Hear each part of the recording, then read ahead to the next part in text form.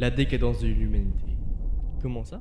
Depuis 200 ans, nous faisons des progrès impressionnants dans tous les domaines. Pourquoi parler aujourd'hui, dans cette vidéo, de décadence? Car comme pour tout, après l'apogée vient la décadence. Pour les civilisations, les espèces et les entreprises, mais aussi donc l'humain. C'est comme la mort, à la fin de la vie, rien n'est éternel. Si aujourd'hui l'humanité est à son apogée, préparez-vous à sa chute.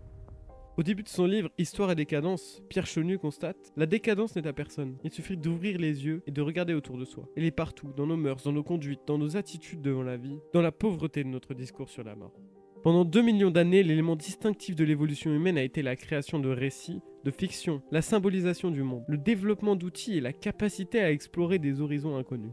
Notre espèce est unique en ce qu'elle a réussi à s'adapter à une grande variété d'écosystèmes. Cependant, aujourd'hui, nos traits d'humains sont confrontés à une menace. L'intelligence artificielle et les robots présentent le risque de nous entraîner vers une paresse physique et intellectuelle qui pourrait conduire à notre décadence. La société repose principalement sur le travail, que ce soit dans la production, les services ou les échanges. Cependant, nous nous dirigeons vers une société où de plus en plus de machines et d'intelligence artificielle prendront en charge ces activités à notre place. Il est préoccupant de constater que l'espérance de vie diminue dans de nombreux pays, à l'exception de quelques-uns comme la France, l'Italie et la Belgique. Aux États-Unis, l'obésité est devenue un grave problème de santé. De plus, l'usage constant des smartphones et des ordinateurs entraîne un affaiblissement des muscles du cou, car les gens passent beaucoup de temps la tête penchée. Si les individus cessent de lire, perdent leur intérêt pour la culture, deviennent de moins en moins actifs physiquement et se transforment en de simples consommateurs, comme cela semble se produire, nous devrions être inquiets. La dégradation de l'humanité ne sera pas le résultat de l'intervention des robots, mais bien de nos propres actions. C'est le syndrome de Wall-E. Ce sont des hommes et des femmes servis par des machines qui sombrent dans la paresse physique et intellectuelle.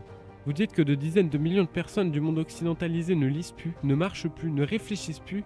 Notre QI serait d'ailleurs en baisse. Dans le film, les humains sont représentés comme des individus obèses et paresseux, vivant sur un vaisseau spatial automatisé, l'Axiom, où ils consomment en permanence, sont complètement déconnectés de la réalité et dépendent de la technologie pour leurs besoins les plus élémentaires. Des exemples comme celui-ci, il y en a d'autres. Matrix par exemple.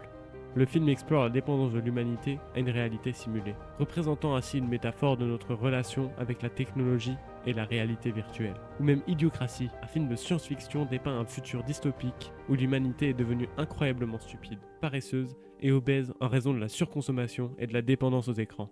On peut se dire Oui, c'est juste une caricature un peu de l'humanité. Ouais. De toute façon, ça arrive pas dans la vraie vie. le dodo.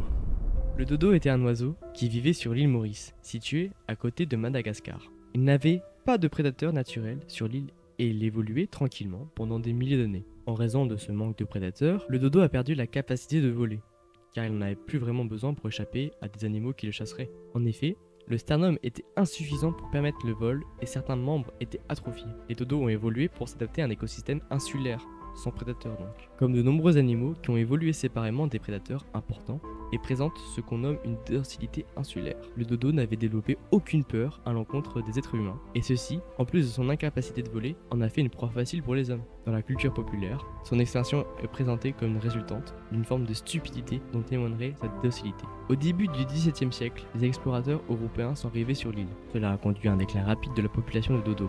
Vers le milieu du XVIIe siècle, le dodo avait complètement disparu. Vous l'avez compris, l'humanité va mal. Néanmoins, il y a encore de l'espoir. Nous avons toujours la possibilité de prendre des mesures visant à ralentir, voire à inverser ces tendances préoccupantes. Par exemple, en développant une conscience accrue de notre bien-être physique et mental, faire de l'exercice, manger équilibré et gérer son stress, en encourageant des modes de vie plus actifs, en réduisant notre dépendance excessive à la technologie, au téléphone et aux réseaux sociaux. Également en développant sa culture, ses connaissances et ses compétences. De cette manière, nous pouvons préserver notre position en tant qu'espèce capable de s'adapter et de progresser, même à l'ère de la crise climatique, de l'intelligence artificielle et de la robotique qui sont à venir ou déjà présentes dans nos vies.